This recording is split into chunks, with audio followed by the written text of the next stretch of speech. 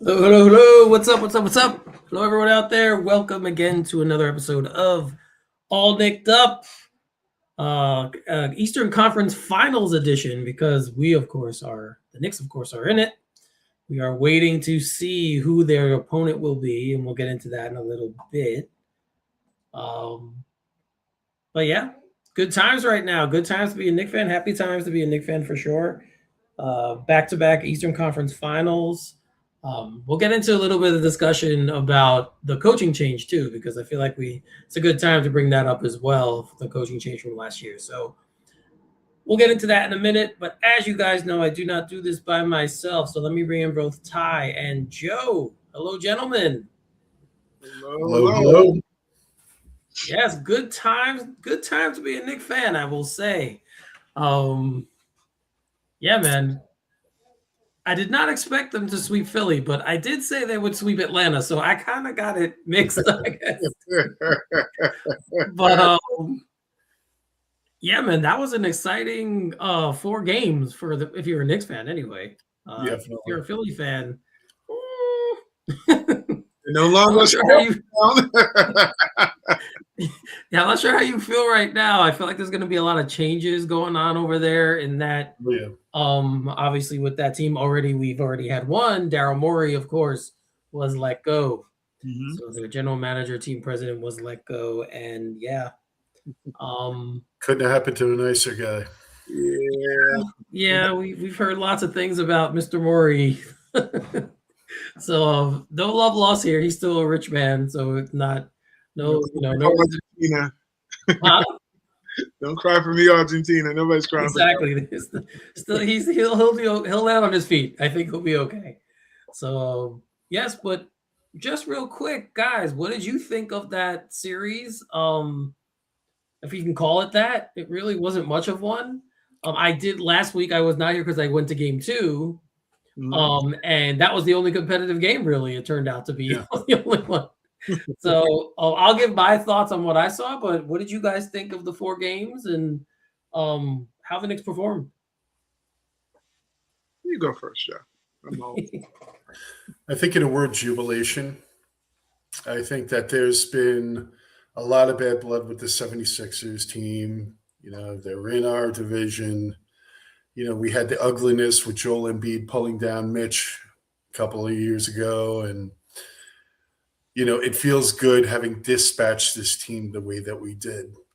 I think we're also seeing that a lot of the high points that we experienced in Atlanta have rolled over into the next series, and we're starting to see some consistency with this new model offense and recommitment, frankly, to defense that's really, really been bringing them up to another level.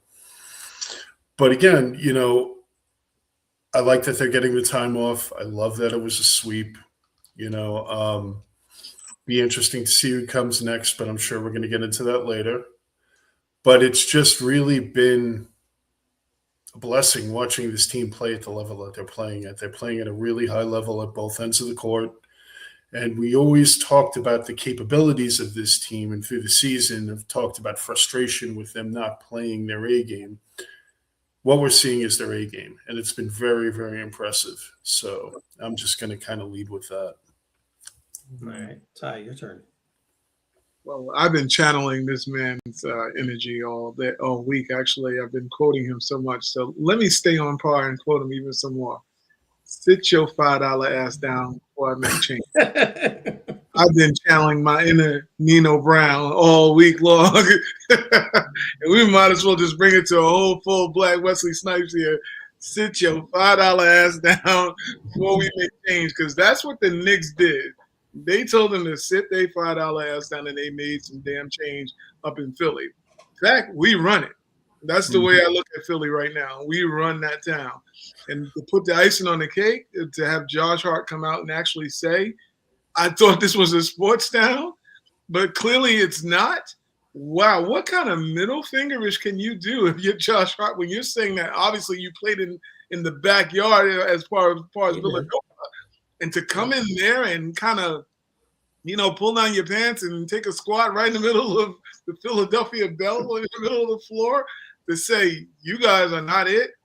And I just think that stood out the most for me which I'm amazed that it got so much fanfare, is the fans.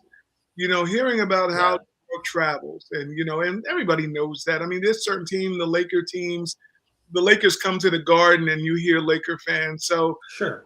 I've just never seen something be so big. I mean, maybe because Joel Embiid decided to blow it up and say, "Oh, I pay your fine, I pay your whatever what the hell he was saying, how he was going to pay the fans money, whatever."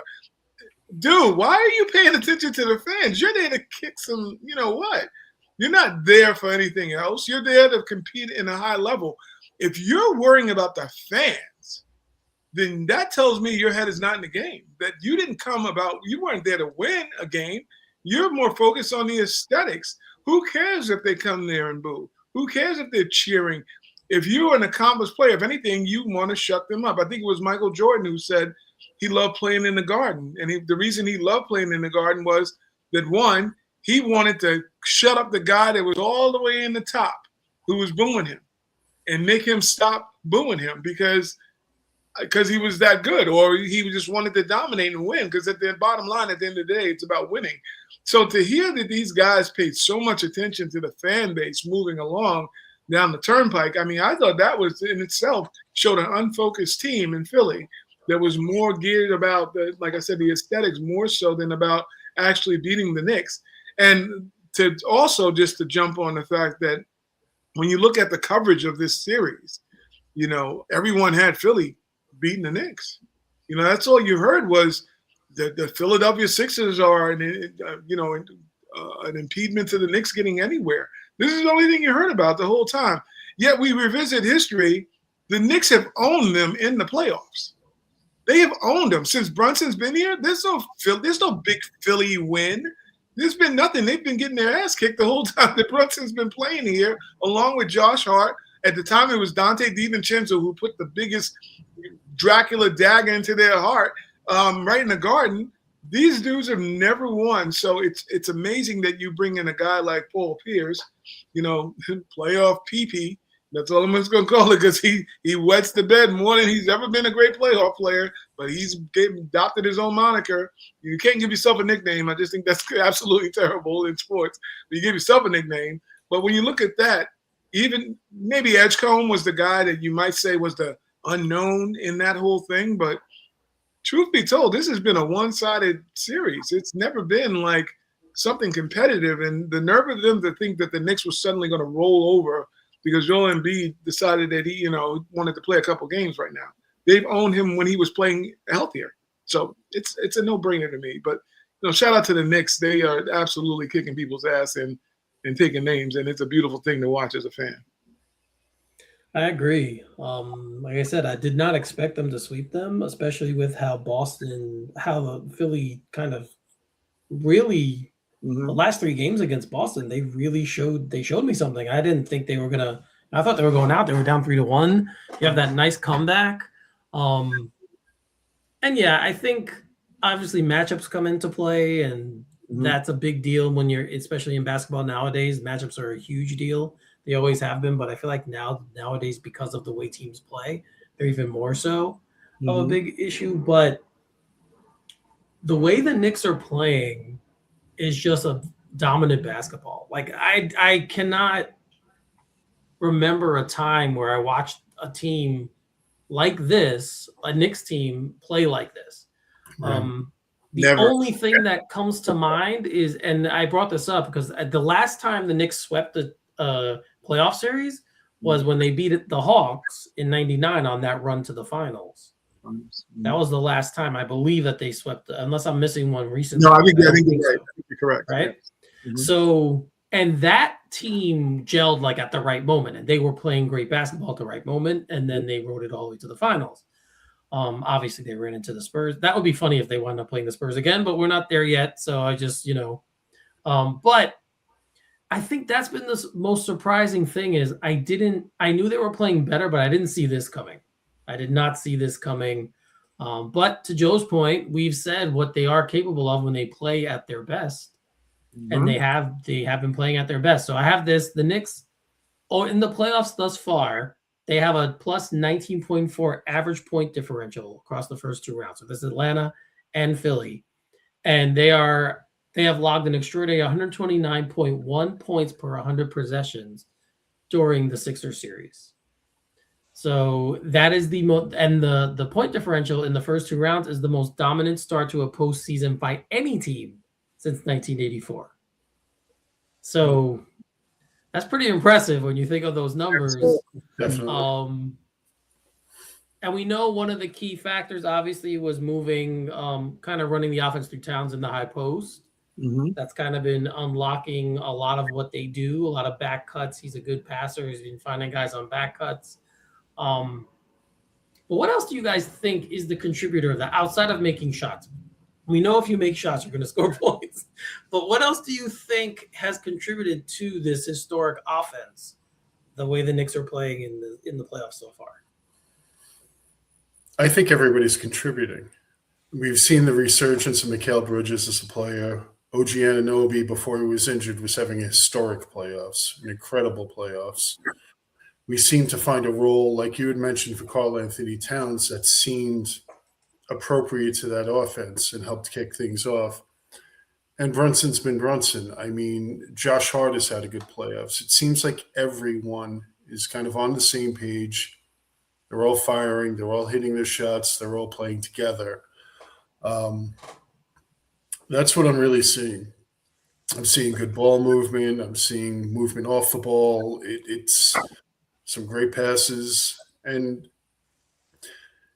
you know, it's just one of those things. It's a beauty to watch. It's been a beauty to watch. And, I mean, we've sat through some really sad offenses. I'm talking really predictable, crazy stuff that we've talked about on the show before in the previous regime. So, again, it's just been beautiful, and it seems like everyone is firing right now. You are not wrong. We have sat through some crap. The question is, how long is it sustainable? I saw Alexei Shved. I'm like, well, damn. That was going to be my follow-up question. So, yes, we're playing this well. The next two teams who they possibly play, whether it be the Pistons or the Cavs, propose a different set of challenges, right? Detroit probably more so than Cleveland, just because of what we've seen this year so far since we played them. So, Ty, do you think this is sustainable, not only in the conference finals, but if they get to the finals, do you think this type of offense can hold up? I think the offense, I mean, you know, these teams, when you're facing a Detroit, you're facing Oklahoma City, you're going to face a San Antonio Spurs team, whatever comes your way. Cleveland, I'm not going to throw in that category simply because they don't play. I don't know what they're doing in Cleveland. To be very honest with you, I don't know what the hell that is that they're running. I mean, they've won games, and I hate to say it looks like it's by luck. It's like they're playing N1 basketball sometimes with Donovan Mitchell. So I can't key in on that one team and say they can oppose X to the Knicks and make them have to struggle a little bit. But those other teams, they offer defense. And, you know, sure as enough, if you can get the defense a little ramped up, you know, you're going to bother some of those players. You know, right now the Knicks have basically no opposition facing Atlanta and facing Philly, two teams that didn't pose any real threat defensively against what the Knicks were doing. I don't find it to be sustainable. I don't think you could just be lights out like that. I think you can have bursts that can really, you know, they could have bursts because it reminds me a lot of the Golden State era when they had that, what they call it, the kill lineup or Lineup. What was it called? Death lineup. Yeah, the death lineup. This looks like somebody died on the other team. Mm-hmm. The Knicks are real ramped up. I don't know. I want to give the defense a lot of credit too, because I think that's also been something that has allowed them to actually have the freedom on offense. Because when you watch that, man, it goes back a couple of podcasts ago. We were talking about. I said the Knicks got two things that the other teams don't have. They have two superstars. They have two legitimate superstars. And when I look at the rest of who's left in the mix, I'm like, man, I don't know. I don't think they have enough firepower. So you would have to have a great defense because I don't think anyone else has the firepower, including OKC, to actually compete against once the Knicks do. Because You look at OG Anunoby's having an all-star, superstar coming out party. You watch Mikal Bridges, he's found life. I don't know, he listened to Eric threaten him when we was off camera. I don't know, he got his game. You got Deuce McBride, lights out. You had Landry Shaman, my man, low down dirty Shane, lights out. All these guys, once they are locked in and they get some rhythm going, I don't think you can really defend them, even if you are a Detroit or even if you are an OKC, because once you spread the floor and you allow Karl-Anthony Towns, really you're waiting for Karl-Anthony Towns or Jalen Brunson to make more mistakes than you're going to beat them. They have to make the mistakes for you to lose, for them to lose these games. And I don't know if Karl-Anthony Towns is not turning over the ball while making those great passes. I don't know. Detroit, who does Detroit have other than the interior? They have Jalen Duren's underperforming. You have Thompson guy, Yeah.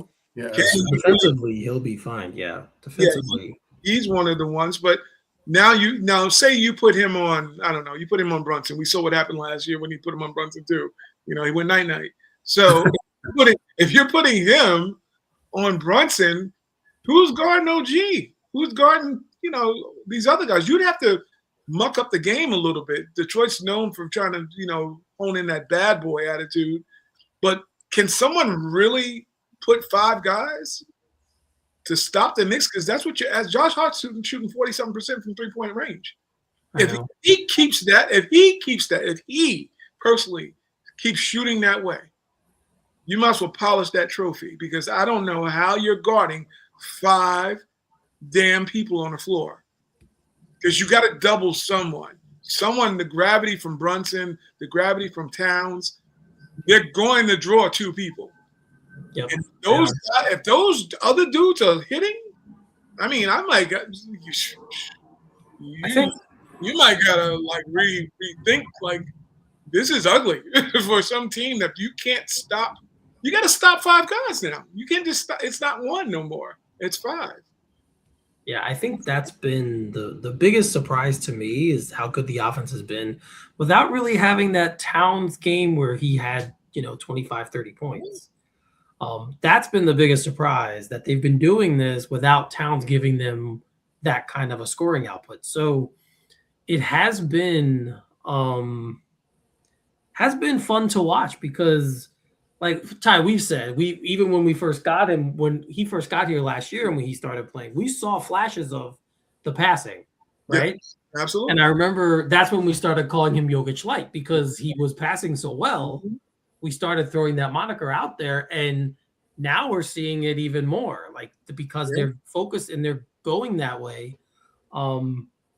And the greatest thing about it is he seems just as happy doing that as he does getting 30 points, right? Like, he seems just as into it and happy doing that. And I'm loving it. I'm loving watching it. I've never watched a Knicks team with an offense this smooth, for lack of a better term. But you did mention the defense, so I'm going to bring up just a stat about this. The Knicks against the Sixers, they held the Sixers under 100 points in 2 of the 4 games, and they did it mostly by turning over the 76ers. Now, that's something that I hope continues. They have been ball hawks in both rounds, even against the Hawks. They have really done a good job taking away the basketball. And I hope that continues, because Cade, we know, as great as he is, turns the ball over a hell of a lot. Oh, yeah. So, so hopefully that continues if they do play Detroit. And I'm not dismissing Cleveland, because I do think Cleveland does have a shot to beat Detroit. Like I said the other night, the Detroit fans make me laugh, because literally they were a historic Magic ineptitude quarter away from being out of the playoffs. They should be out, in my opinion, because I do not understand how an NBA professional basketball players can go that long without scoring. I couldn't believe what I was watching. It was one of the most crazy things I've ever seen, but it happened. So in my estimation, Detroit right now is primed to be picked off. I don't know if Cleveland can finish the job, but I'll say this, and we pick on them all the time, but I will say this. if James Harden feels like it, one of these games, having one of those James Harden type games, he could win a game himself. Yeah. With how good a scorer he is. So I don't know. I don't know who we're playing next. I'm not dismissing Cleveland at all. No. Like I said, each team would pose a different set of challenges. Obviously, in the regular season, Detroit handled the Knicks pretty well, but we saw what happened last year with Boston, and we've seen it in the past where the regular season really doesn't portend into the playoffs. So there's a lot of good things going on with the Knicks right now, offensively, defensively. I do obviously whoever they play next, neither of the teams that they played so far, maybe Tyrese Maxey, but I don't know what was going on there too. Like that was another thing. I could break down that Sixers series for days from the Sixers side of things because I did not understand. Honestly, that guy can get to the basket whenever he wants. So I do not understand why he wasn't doing more of that. But again, that's a different story. That's not my problem. It's the Sixers' problem. And that's a different story for a different time. But I'm really, really liking what I'm seeing from the Knicks on both sides of the ball. And let's hope it continues. So we did bring this up already. And we do have something we do have to monitor and worry about. OG Anunoby, I feel like it's always a matter of time before something like this happens with him. And it did happen in the last series. Now, according to everything we're reading, it's a mild strain. They expect him to be ready for game 1, whenever that is. So let me put it to you this way. If he's not 100%, would you play him in game 1? No. Okay, Joe says no. Ty, what do you say? I'm saying no also because you've proven that you've won without him, and I mean, just shout out to I like this guy. I'm a big Dante fan. Don't get me wrong. I love Dante being a Knick, but I did tell when Shaman was aboard, I said, well, you know what? Let me tell you one thing. You're not missing anything from Dante. In fact, you got a guy who's probably a little bit more athletic and capable of doing more. But if that guy's shooting like that, coming off the bench, Miles McBride is shooting like that coming off the bench. I don't, OG offers obviously that defense. Obviously, you're going to want him on a Cade if you're going to go down like that. He's probably the one that's going to guard some of these guys. But however, if the Knicks are looking at just do what they've been doing, which is basically obliterating people by scoring, you don't need his production for that. You need him for the defense. Now, I guess we're going to revisit a little bit going back to the Sixers series. Like your boy McCall seemed to have been the one. He was the kryptonite for Maxey. Now, Cade's a bigger dude. Don't get me wrong. Cade's he's a different animal in the sense of his size. But his quickness, Maxey presented a bigger problem, in my opinion, of always being able to get to the rim. It's not like he's going to get to the cup whenever he feels like it. Whereas Cade, a little bit more methodical. He's definitely more of a physical bully. He's also handed OG his change money too. So, I mean, I'm just keeping it honest. OG's had a hard time guarding Cade. So, do you want to put him in, for the sake that you're putting him as the specialist to maybe offset Cade? I don't think you need his offense. He's averaging 18 points a game? You can get that off the bench anywhere. It's really whether or not you see him as a person you need to bring in to stop someone. But I think the Knicks schemes are good enough that they can limit Cade and turn him over still. So I'd sit him. If he's not ready, just sit him. I think he's too important to the team. I think you have to. I think when you get deeper and deeper into the Eastern Conference Finals and you get into the finals, OKC's a different animal. That team's very different. Someone like OG and the defensive versatility obviously becomes important. And he's also been rock steady offensively this entire playoff. Fantastic. Yeah. Sooner or later, someone's not going to be shooting that hot. So to have somebody slip in and be able to get you 18 a game, a couple of steals a game, play great defense, that person always has value. So, yes, we've won without him. Do I see us winning at a much higher level without him? I don't know. I'm not really feeling that. I think he's necessary. I think in OKC, I think if OKC is the opponent in the finals, I mean, because I'm not even going to forego and say definitely because San Antonio had their number all year. So let When he presents a pretty, and he's got something against Chet. I don't know if Chet, Chet had pictures of him. I don't know what it is, but that's a nasty rivalry that's been going on. Like they're arguing over who's skinnier. I guess that's really what it comes down to. Those people really dislike each other. And in San Antonio, for some reason, in an off quirky way, they've had OKC. So, but needless to say, I think you're not getting to the finals and winning with the so you might can spare a game in the Eastern Conference Finals where you let them sit, but if you get to Cleveland or something like that. But I agree, Joe. I don't think that you can we're not passing him off like he's nothing.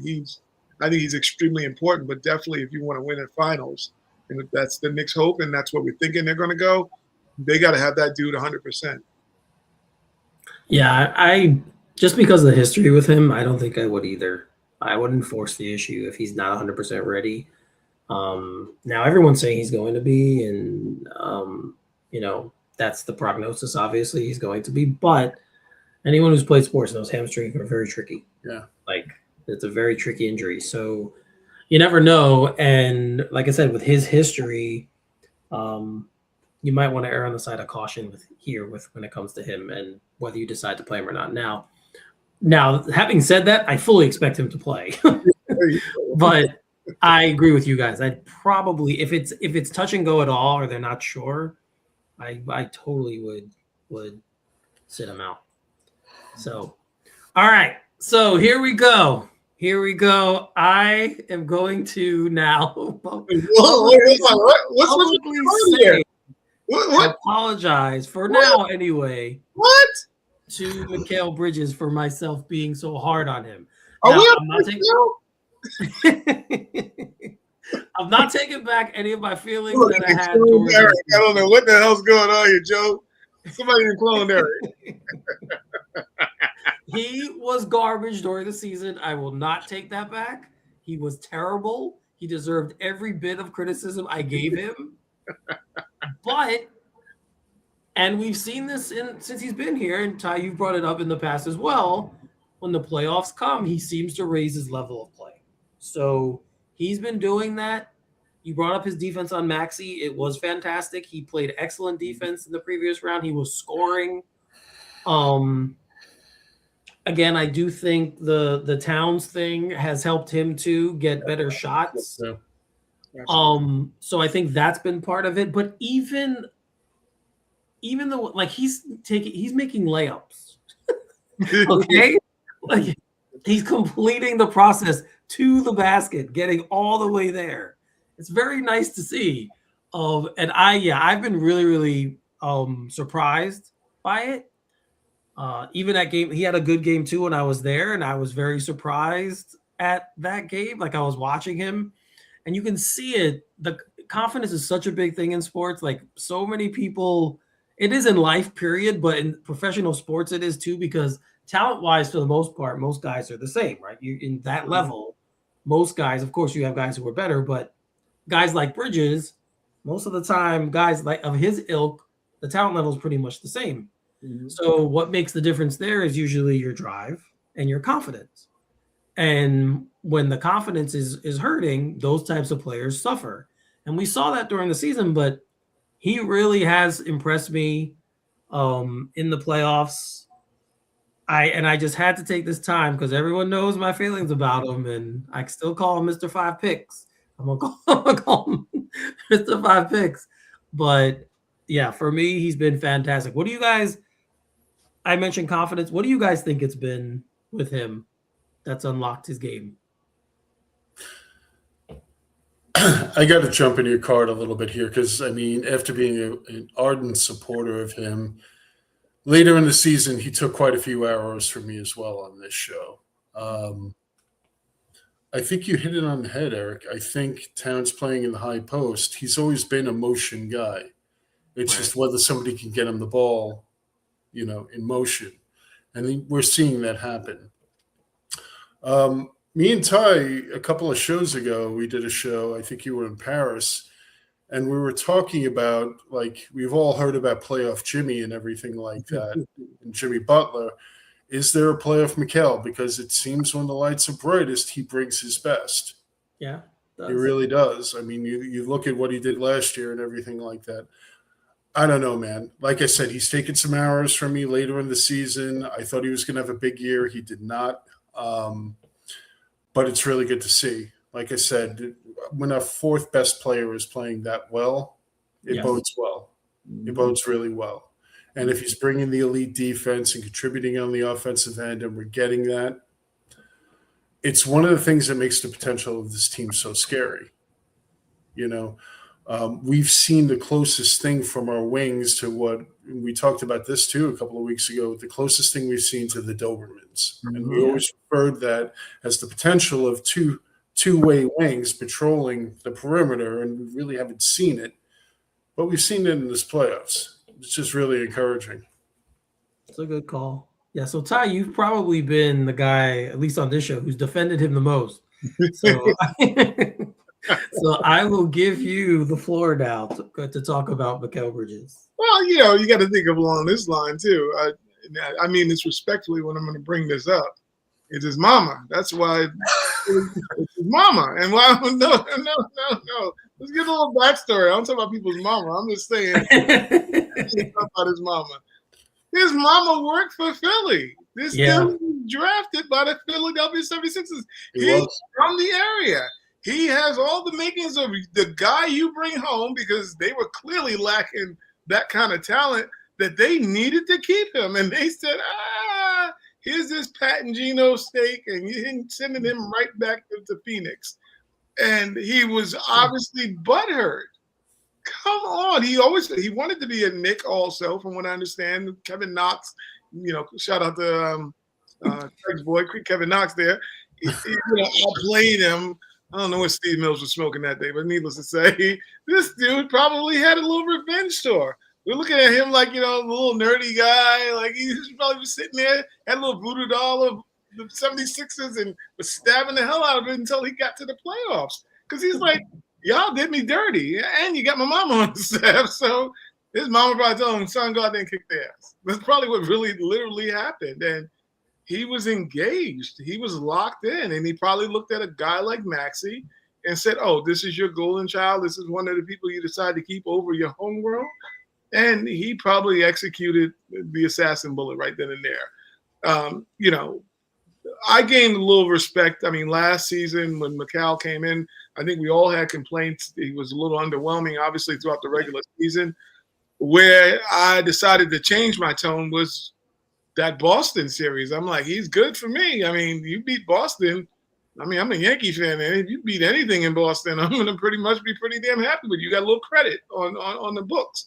So, you know, those are huge. You know, when you think about the Knicks getting to where they got last season, you know, Mikal Bridges clearly closing those two games out meant everything. So, you know, he just seemed like one of those dudes. He rises to the occasion, much like I went back to when he was in Phoenix. They went to the finals. He was almost MVP of the finals had they won. So, you know, he's proven from time to time that it's these moments. They're just big player moments. Some guys show up, like I always say, the Mario Elie syndrome. You know, they're okay players, and then all of a sudden, you know, they're hitting big shots in Phoenix and sending you to the finals. You know, they come up when it's time, you know, to borrow, unfortunately, a Fizdale quote. He says, when the popcorn pop, you're ready for the show. You know, I mean, I guess that's Mikal Bridges. When the popcorn's on, he's ready to, you know, for that, you know, to come and play the game. Obviously, he has this potential. You know, when I saw him doing layups, I'm like, it's a wrap. This dude is going to the rim and attacking the rim and not fading away. And then he's playing the kind of defense that, much like Joe said, we wanted the Dobermans. And he was looking like a French poodle for a little minute. And now all of a sudden, this dude's come out and he's like, he's ready. He's locked in. He's locked in like the Mikal that we've always wanted to see. This team has got a bunch of guys on it, and I brought it up, that have been doubted, have been talked about, have been pushed to the side. They're under. Yeah. There's a lot of underdog going on this team. You know, we discussed about Towns in the private chat being whether he was an underdog or whatever, but you know, we see the Knicks, and much like my writing there, I get it right one day. I'm not a star. That's a Jalen Brunson quote. You know, he's not a star. these guys want to get gritty and muddy. They want it out the mud. And clearly, Mikal Bridges just got inspired. A lot of people believe that Atlanta series and the blowouts actually, and him getting his rhythm back on his shots. And clearly, like I said, I think he had an agenda coming into Philly just to ruin their day. So shout out to Mikal, man. This is what the 5 picks were for. This is what the 5 picks were for, to get us to the promised land. And, we can clearly say if we get there, it's probably going to be a lot to do with what he does on the floor and being competent as he was in the 76ers series. He brings that to this next round. Like I said, I don't know who you're stopping. Like, you really need Josh Hart to suck from 3-point range. And they should have broke all his fingers like 2 years ago. That's the only dude I know who can get a jammed up thumb, a dislocated finger, a botched surgery, and he shoots better. They should have just broke his hand like he owed the mob or something. They just need to break his hands to stay out the casino, because this dude clearly shoots better with broken fingers. I mean, it's a beautiful thing to be a Knicks fan right now. He did change something in his form, but you're right. Like, it's very weird that happened, and now he's shooting the best he's ever shot in his life. It's a very, very strange coincidence. They have a coach. I don't know. I can't remember his name, but the shooting coach on the Knicks. Shout out to, I can't remember his name. I saw it the other day. But shout out to him, because that has changed a lot of what's going on with his game, and probably a few other guys in there. I mean, I think OG learned from Dirk. I think he was taking tips from Dirk, but OG Anunoby can shoot, which I never saw that coming. Yeah, consistently. He's always been a good 3-point shooter, but now OG has added that little mid-range shot right around the elbows. I noticed him doing it, and that's kind of given him an extra layer of kind of spacing, because guys now don't know where to defend him. Mm-hmm. It's been really good to see his development on offense. He has added elements to his game all year. We talked about it. And now even that little, like I said, that little mid-range jump shot that he has now too. If he does that, it's going to be something not just for this season, but as his career continues here with the Knicks, he will truly give them that third option. And be that guy, which we all thought was going to be Bridges. So here we go. One of them doing it is fine. So yes. All right. So I know this means something else. But there again, McBride in game 4, to me, he won that game. He shot 4 for 4 in the first quarter. Literally took their heart out. Whatever Philly had left after he started that way, the Knicks were up 17-6. Mm-hmm. Deuce McBride kind of just took everything out of them. And this is what I was waiting for, because to me, when he's on like this, the Knicks really are very, very hard to stop, or almost unstoppable. To me, he is the X factor. I've said it before. Mm-hmm. He is the guy who the starters are going to be the starters. We know what they are. But off the bench, like Ty brings up Shamet. Shamet's not always consistent. He has been since he's been here. Deuce has been since he became an everyday part of the rotation. He has been a consistent performer for them off the bench. If we get that version of Deuce, yeah, they're really hard to stop. To me, the Knicks are going to be a really, really hard team to beat. So, what do you guys feel? I'll push this past the playoffs a little bit. We know he's a free agent. So what do you guys feel? Or I don't know if he's a free agent or he's up for. I think he's a restrict. I think he's going to be a restricted. I think right? Another year. They have to figure out if they're going to extend him, I believe. So looking ahead, what do you think is going to happen with Deuce? Does he need a strong playoffs for the Knicks to go over the cap to keep him? Or do you think he's done? I think it all depends what his market is at this point. I mean that's really going to dictate it. Of course, they're going to want him back, and I think they'll prioritize it over Mitch coming back. But what is his market truly out there? How much money is actually out there? Brooklyn's going to be sitting on a lot of money. Do they throw money at Deuce McBride? They don't have their first-round pick next year. They're going to want to be competitive. They don't own their own first. they're somebody that could throw out a lot of money to somebody like Deuce. Wouldn't have to change the scenery. I know that he's considered to be a valuable player around the league. And somebody in a playoff game who shoots 7 from 9 from three-point range is going to have value across the league. It's all going to depend on that second apron. We're not in an age of basketball where many players are willing to take a discount, even for someone that they love playing. They're going to try to get their money. They're going to try to get what they can get. So it depends. I mean, how much could we actually pay Deuce would be my question. We might want to get Brock Aller on the phone, see if he'll back up, do a guest spot. I'm not confident that they'll be able to re-sign him. That's just me personally. It would break my heart. I love the guy. Guys like him and Mitch, I would hate to ever see leave the team. Mm-hmm. But we have some complicated economics going on. Yeah. And we have some big ticket items on our roster. So I'm sure the front office wants to keep him. It's just, can they? I don't think we can answer that right now. Right. So Ty, I asked the question, do you think his performance going the rest of the playoffs will impact that decision? Oh, I think it's going to impact his full market. I mean, we've seen obviously the great shooting he's done, but there's also been moments where you've heard me in our thread saying they might not need to play him because it was what was being asked of him. Like if he's a catch and shoot guy, you can benefit all game for that. I mean, that's the best thing he can do. I mean, and that's not a knock. It's like if he's catching and shooting, and it's just lights out. But now you're going to ask him to put the ball on the floor? You're going to ask him to do point guard duties? Because when you start asking for a higher paycheck, they're not going to ask you what you're great at. They're going to ask you what you're also good at also. I don't know what Deuce is. Deuce is an undersized two guard. That's really what, to me, he is. But if someone's going to go pay him, I think he's almost in that Quentin Grimes kind of category, better player. I'm not saying he's Grimes.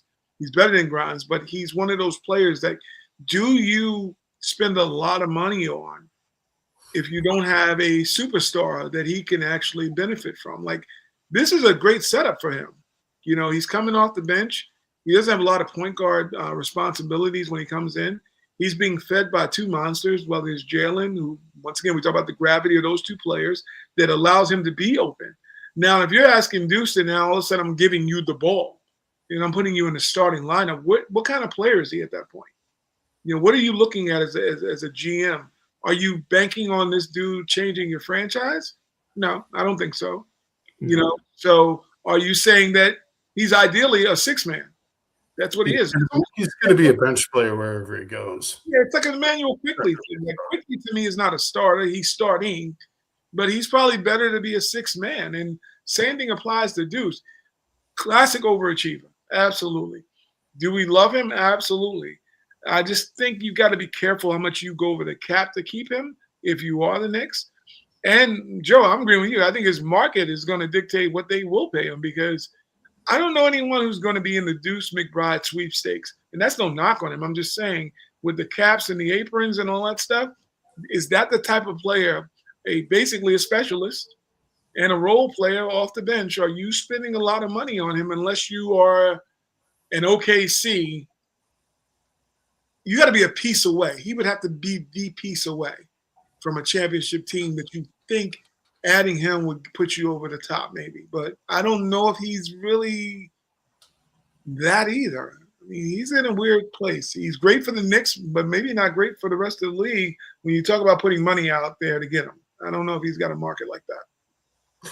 So Washington, the Clippers, and the Lakers will each have a decent amount of cap space going into this coming free agency period. So just keep that in mind when we're talking about it. Washington.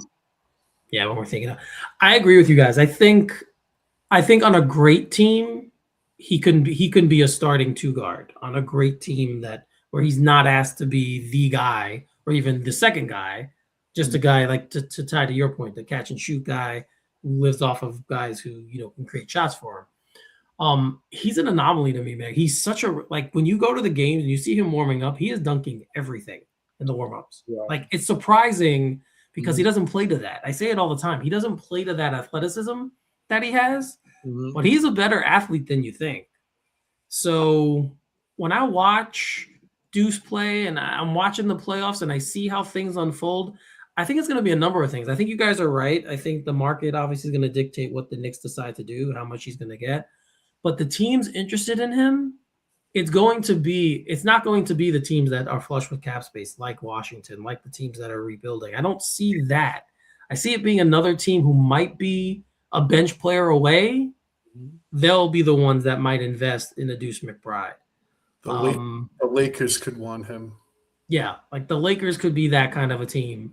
Big time. You can go out there, depending on what happens with Reeves too, because I think Reeves is coming up or something. Or did they just sign him? I forget. There are already rumors people are interested in giving him like $40 million. I've heard Utah come up. I've heard Atlanta come up. Like there are teams that supposedly are looking closely at that situation.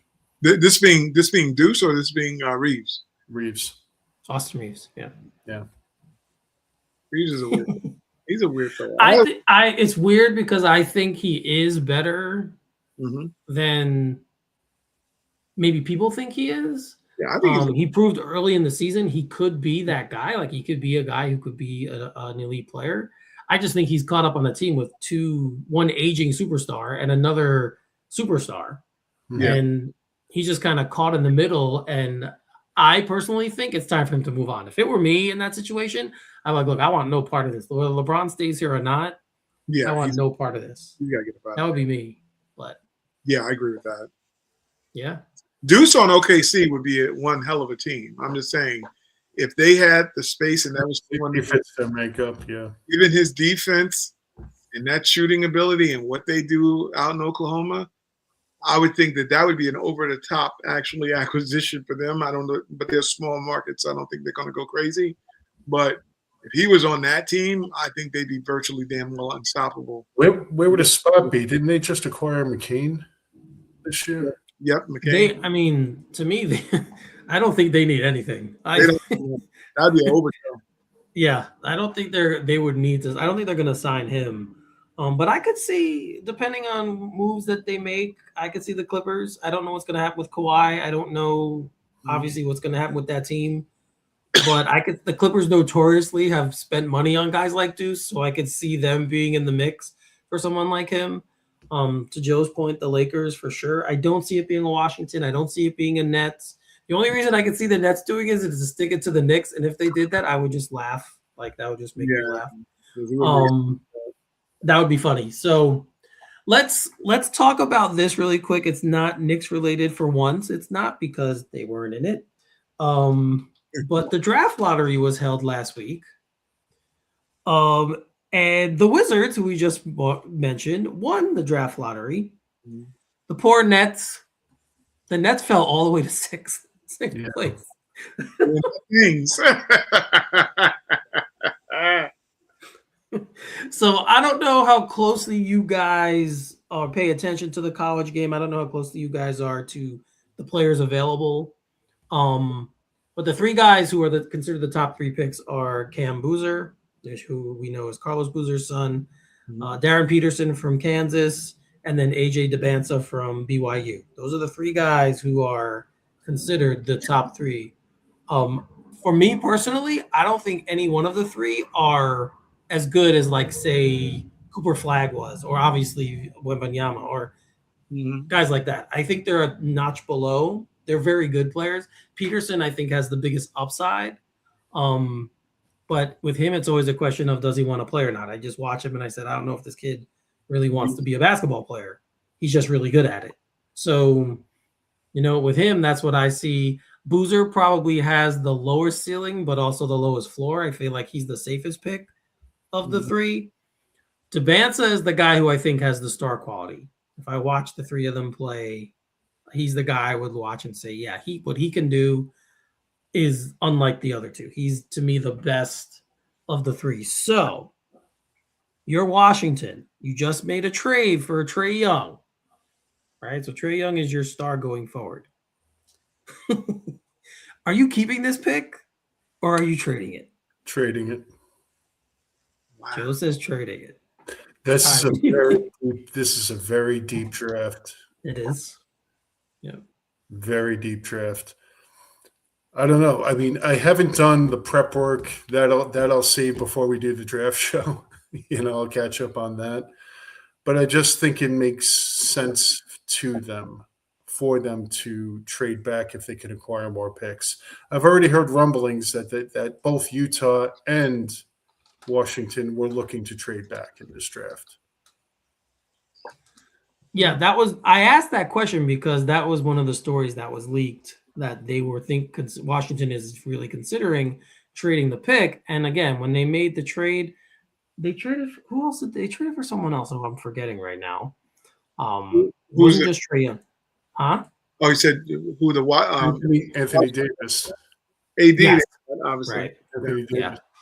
So clearly, in their mind, in my head, like if Davis is healthy, you have Davis and Young. You have two obviously guys who should be able to play together and take you somewhere outside of the lottery. At least you would think. So yeah, trading the pick might be the smarter move for them. At this point. But to Joe's point, Utah is the second pick. They've talked about trading up. Memphis got the third pick. Chicago fourth. The Clippers got fifth because of Zuba. because the Pacers only put top 4 protection on their pick. So Shout out to Indiana.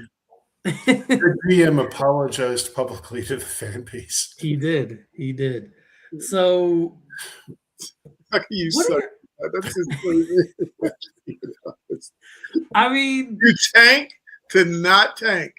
It is like, are you kidding me, Zuba? No, I think where they're depending where they have picked, I do think Zubas will help them more than whoever they would have gotten. But there's another pick in that trade. I think there's another first round. There is another one in the trade. Yeah, but I do think that you mean that Indiana sent. Yeah, I'll recap the trade for you guys. Way to go, Indiana! I love this. Okay. Let them So not only did they give up picks, they gave up Mathurin as well. Yeah. Very good pick, right? The 2026 first round pick and a 2029 first round pick as well. So yes. So they gave up a lot to get Zubac. Oh, yeah. They're cooked.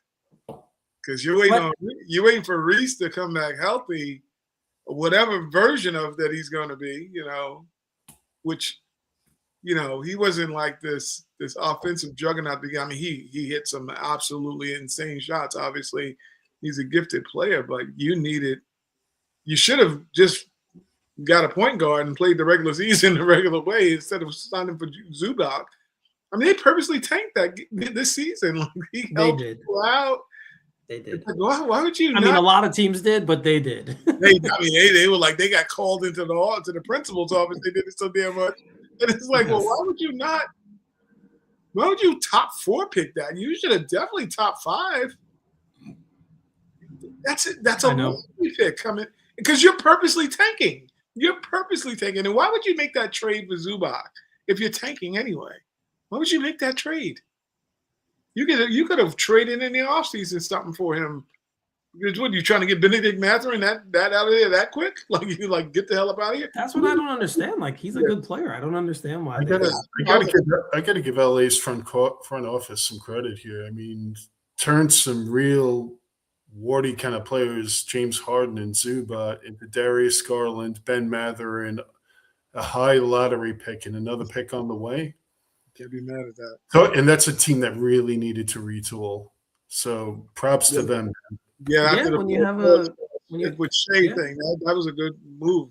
Obviously, yeah, you're right. Yeah, when you have a crazy star like Kawhi that you never know when he's playing. Literally, it's the craziest thing in the world. Like, I feel like sometimes he probably gets to this arena and is like, yeah, I don't want to play today. And he just doesn't play. Do you think they're going to trade him? I'm wondering if they're going to trade him. Is he a free agent? Or is he restricted for 1 more year? I don't think right now. He might be 1 We'll year. leave players like that on expiring deals. Players like that don't wind up on expiring deals. Kawhi's very tempting. Next year, he's a free agent. Next year? He is set to make $50 million this year. I don't know how. Oh, Well, you know, it's so coming funny. year. You look at Milwaukee. If they were trying to keep Giannis, you would think they try to make that move to get maybe Kawhi in there. That'd be how the hell you beat them kind of team. When you think about those two, but that's if that's obviously if Kawhi feels up to coming forward. Yeah, and we'll obviously we'll do when the season's over, hopefully we're celebrating with a parade, and Yes. then we'll do a show about the off season and what we think is going to happen, not just with the Knicks but around the NBA, because we are fans of the league as well and of certain players in the league. But I just wanted to bring up the draft lottery because it is something that we used to be like, oh yeah, every year we cared because we were involved in it. And now that we're not, and just seeing how it played out, it is kind of strange when I think about like the Wizards getting that pick, getting the number 1 pick. you heard about the theory. I sent you the theory about the ED theory. It's so coincidental. Yeah, I don't know. I know. But yeah, like I look at all the teams that need it, and I don't have them at the top of the list. Like to me, they have 2 guys now. Again, if AD is healthy and can play, they have 2 guys now who are all-star level players, right? Like both of them. AD, when healthy, is one of the best big men in the league. Like I don't. Yeah, that's just that's the truth. So not even debatable. Yeah, so I mean, it is a weird dynamic that they get the top pick, and certain teams fell out of the mix. It was just a very weird draft lottery. It just lends again to the fact that people think this thing is rigged, and it very well probably is. It always has been. Getting Cooper flag and the timing was very suspicious. All of them have. You go down the list. LeBron leaving, they get the number 1 pick. Like you go down the list. Derrick Rose happened to go to Chicago. Yeah. Yeah, I mean it's Yep. it's been pretty nasty work. And the Knicks can't. Knicks have never won the lottery since Patrick Ewing, so it's like, and which is probably because everyone thought that one was fixed. yeah, they thought that one. Knicks have never sniffed. They sniffed R.J. Barrett. That was it. Pause, I guess. Yep. It was a 3rd pick. That was the closest they've gotten to near the lottery. Come on. Yep. The year they got Porzingis, they were in the mix for the top 3. They fell out of the top 3. They could have got Towns that year. They wound up getting the 4th pick to Porzingis, which turned out to be a good pick, kind of, depending how you look at it. And got that would have been kind of crazy. Yep. And then the year they had traded the pick for, I think it was the Eddie Curry trade. They actually got the 2nd pick, but the pick was already traded. So That was the Marcus Aldridge, wasn't it? Yeah. Marcus Aldridge. Yep. And the other pick in that deal could have wound up being Joakim Noah. Joakim Noah, yeah. And I'm telling you, we're in a great. The Knicks fans should cartwheels down Broadway, because where we are now, I'm telling you, I looked at. They revisited back some of those roster moves. And I know. I saw you shared that with us. Yeah. I'm like, man, this was horrific. This is just. I think, all jokes aside, us as Knicks fans, we should definitely embrace and celebrate where we are, because there was a time where we would, much like Eric was saying about Tankathon. I had a Tankathon tattoo. I was like, oh, it's that time of year, and I was on Tankathon. And it was funny when you brought up about the draft. I've dove into it a little bit because I'm a fiend for basketball. But I looked and I was like, I've really been paying attention. I'm like, this is one of the greatest feelings for the last 4 years since Brunson arrived. Well, we give credit to Julius also. So 4 or 5 years, we've been in the playoffs. So it's like, wow, this has just been a great feeling. And then watching Brunson mature through the playoffs, and each year we've gotten further, which is absolutely insane. So great feeling, man. I didn't know who the hell none of these draft picks were, so this is a good thing for Knicks fans. All right, we're going to end real soon, but real quick, who wins Detroit, Cleveland? Who wins? Oh, the whole series? Yeah. Cleveland. Yeah, I might go Cleveland too. I was gonna say it too. I do think they're gonna win. I think they might win. I think they're gonna win tonight. I think they're the better And then- team. They are. I agree with that. I think they are the better team. Yes, talent wise, I agree. They are the better team. They need one they're game. just- They need one game from Harden, like you said. Yeah. Well, yeah, And- like they got in Like game tonight. whatever, where like the end, the fourth quarter that he gave Yeah. and hit all those big shots. Yes, they need him to be the guy he, Yeah. the superstar that he's been. They need If that. if they do that, that two-headed monster of him and Mitchell, they'll be a formidable. Because, like I said, Detroit can't score a lot of points. So No, you have two guys that can go nuclear on the court. I just wish Evan Mobley had a better game. That's the only thing that always bothers me about the Cleveland Cavaliers. He has, I wish he was like. Well, if I'm a Cavs fan, I wish he was bigger because he's so skinny yeah, that he's a big man, but he gets pushed around by other. If you have a big man, he gets pushed around by those guys. you got to throw an elbow like Wendy. Man, Wendy's skinny. Wendy's catching Yeah, fire. real quick. What I know, Ty, I know what you think about it. But Joe, I haven't talked to you. What did you think about him not getting suspended at all? He should have been suspended. Right? Absolutely. Disgusting. Oh. Adam Silver. Absolutely. We get the Wemby rules now. I told you since '95, since the brawl, I want everyone getting suspended. I don't care who it is. Everybody running. So sad. It's disgusting. I mean, it's like they playing watching this sport now. It's like, Oh, come on. Just say, you don't want to lose whatever, the ratings or whatever. He needed to be suspended for 3 games, to be very honest. That was I vicious. honestly believe if I was David gonna Stern say- was still alive and commissioner, he I would was have going been to say suspended. one game. Yeah. Stern would have packed him up and sent him back to Paris. There He wouldn't have would have been, been- yes. there would have been no question. The integrity of the game. Nobody was bigger than the game, even Michael Jordan, because we saw him going to play baseball. But in Yeah. quotes, David Stern just was a better commissioner. Adam Silver, I don't know what the hell Ichabod Crane is doing. He learned under him. It's weird. He started out strong. I don't know what happened. He caved with the players. That's one of the He issues. did. He wanted to be friendly with the players and work with them because they were, hurting from doing back-to-backs. And, it was too much work coming off the All-Star break. These would get paid a And lot. before we go, one more thing too. When I was in Paris, they were showing the NBA playoffs at this huge theater, and I'm like, why? I couldn't think why, and then I'm like, Wemby, like it hit me at the time. And these people would line up literally outside this theater, and the games. Don't forget, the games were played overnight there because Yeah. they're ahead, and they would be up and to go and watch those games from Wow. whatever time it started to whatever time it ended. So thinking about that and him not getting suspended, Yep. there you go. Adam Silver's like this. He's sitting there like this with us. Yeah. With us. Yeah, he's in there. He's counting money. It's a global. He wants to make it a global game. That's been his answer for all the flaws in the league. It's just to say expansion. We go global, and instead of fixing, obviously, they need to fix this referee thing because this thing is just absolutely. that's a whole other. We could do a whole show on that. Like that show is the refs. Yeah, don't even get me started. The inconsistencies and then why some crews. Don't even don't get me started on that. It's maybe it's the old man in me coming out when I say that, but I don't know, man. There's something very fishy about the officials. But we're gonna end there tonight, guys. I want to thank everyone who watched, who came along on this journey with us on this show. It's nice that the Knicks swept the Sixers, so we don't have to worry about watching. We could just sit back and watch the rest of the league, watch the Pistons and the Cavs beat each other up, hopefully for 7. And we can get it on when that series is finally over.